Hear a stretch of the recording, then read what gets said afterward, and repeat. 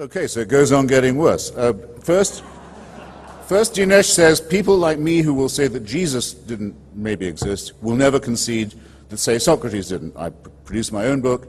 I say that this is the first concession I make, but it doesn't matter because we don't say of Socrates that he had miraculous powers, that if you don't believe in what he said, you'll go to hell or heaven and so forth. There's no shift here, Dinesh, at all on my part of any kind.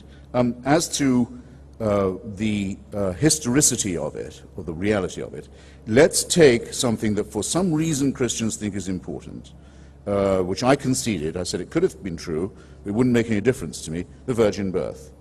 According to the Bible, the birth of Jesus Christ was in this wise. I quote, "When his mother Mary was espoused to Joseph, before they came together, she was found with child of the Holy Ghost." I add in my book, and I'll quote, "Yes, and the Greek demigod Perseus was born when the god Jupiter visited the virgin Danae as a shower of gold, and got her with child.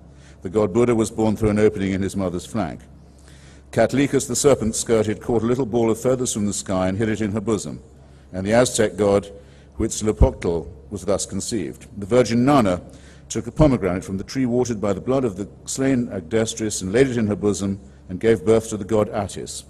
The virgin daughter of a Mongol king awoke one night and found herself bathed in a great light, which caused her to give birth to Genghis Khan. Krishna was born of the virgin Devaka. Horus was born of the virgin Isis. Mercury was born of the virgin Maya. Romulus was born of the virgin Rhea.